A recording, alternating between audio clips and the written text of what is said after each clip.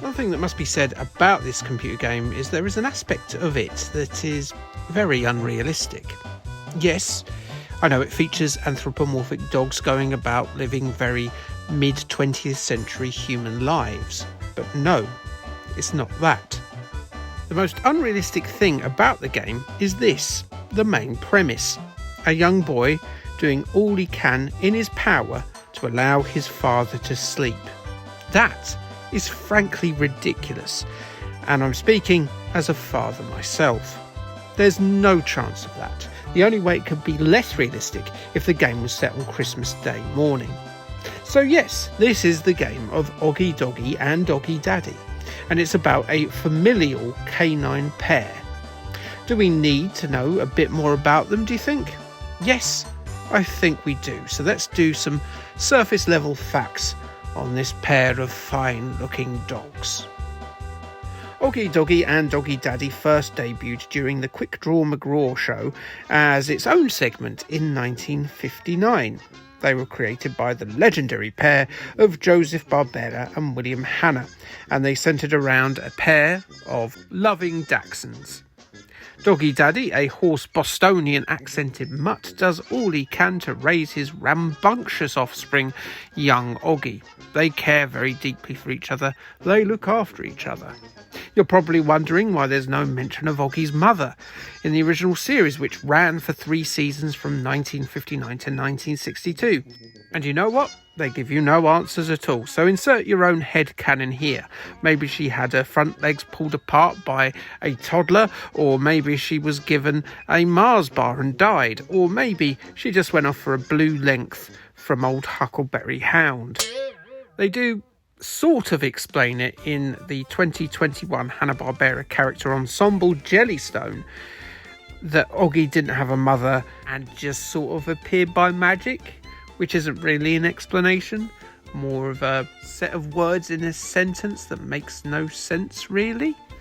But I won't discuss Jellystone any further, because if I do, then I'd have to mention Augie was gender swapped in that to a girl, and maybe someone like Courteling or Sargon of Akkad or whatever will dedicate a 4-hour video to that subject and how terrible it is for masculinity. Maybe. The game was the only game based on the canine pair, and indeed felt like a missing part of the puzzle from when I covered all of the Hi-Tec Hanna Barbera budget games on the Spectrum. There were many, and that was one of my very first and very favouriteest videos. So yes, this was the clip from that video, and that's going to play right here. First off, a special mention for Augie Doggie, my son. That's a bad impression of Doggy Daddy, who was a character in the show. Yes, there was a few adverts for this, but it was never released. So here's a few screen grabs from the Commodore 64 version. My boy, my boy. Enough of that. So yes, it did not come out on the Spectrum nor on the Amstrad. It was a Commodore 64 exclusive. So did we miss out on Sir Alan Sugar's Amstrad owned machines? No, we didn't really. The game's story is based on that from Series 1, Episode 13, which was called Good Mousekeeping, in which Augie had to get a mouse out of his house. Augie Doggie has to clear the house of all manner of pests in this game, though, while his dad sleeps. Feel free to question Doggy Daddy's parenting right about now.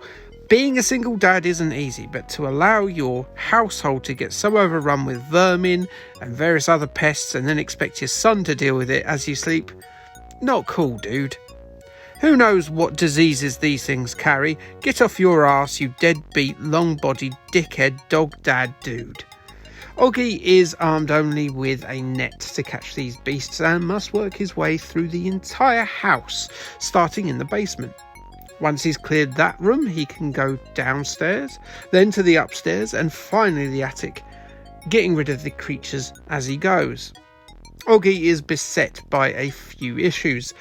There's only a limited amount of time to perform his act of pest removal, and the net that Augie has only has 5 spaces in which to store the beasts.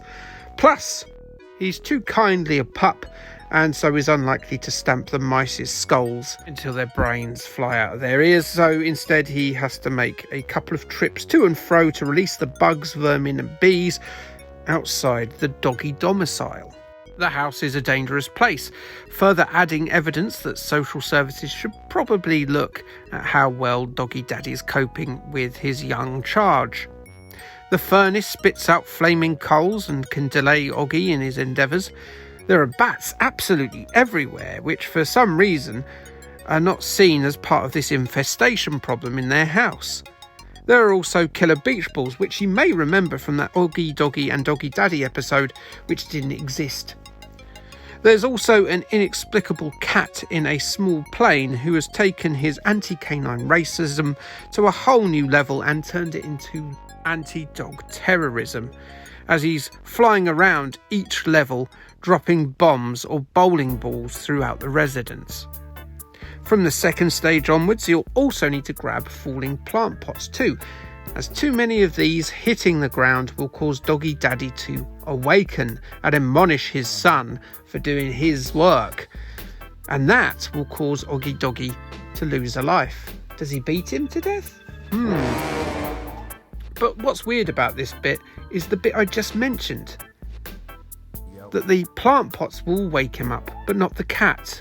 A cat in a small plane, engine roaring, spewing bombs here, there and everywhere throughout his house. No, that doesn't wake him up at all.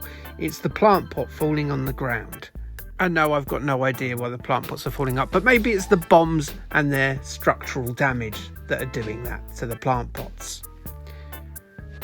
Does it feel counterintuitive walking into a falling plant pot in a 8-bit computer game? Yes, it does.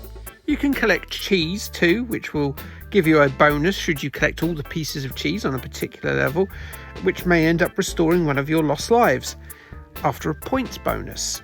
And collecting other scattered paraphernalia will help with that too.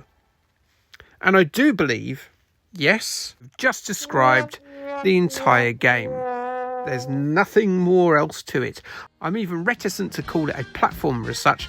There's no platformers, everything's a flat surface. The jump button is used solely to vault the beach balls. There are no holes in the floor of the doggy household, which at least isn't another red mark in Doggy Daddy's ability to look after his son. There's enough scattered dangers to make it a difficult first couple of tries for sure, but once you've had a few goes completing Augie Doggie and Doggy Daddy, it's likely to be a bit of a formality. As a game, it's as budget as it comes, and I'm not 100% that Spectrum and Amstrad owners have missed anything of note here. Graphically, it's strong enough, It's not anything to write home about, but I can tell that is indeed Augie Doggie, and that is Doggy Daddy in the cutscenes, even if it's a show that not many of us remember that well. No magazine reviews exist of Augie Doggie and Doggy Daddy of the time, so I asked a Labrador to play it, and then I checked in on him a couple of minutes later to see how he felt about it, and, well, this.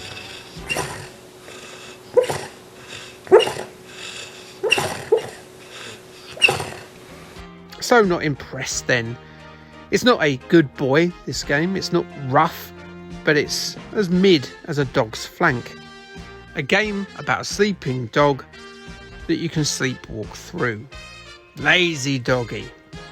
Let's switch allegiances then to that of the cat in the armed aeroplane for the next episode and have a look at Samurai Pizza Cats on the NES, a game that was only released in Japan. Like, subscribe, and thanks, bye.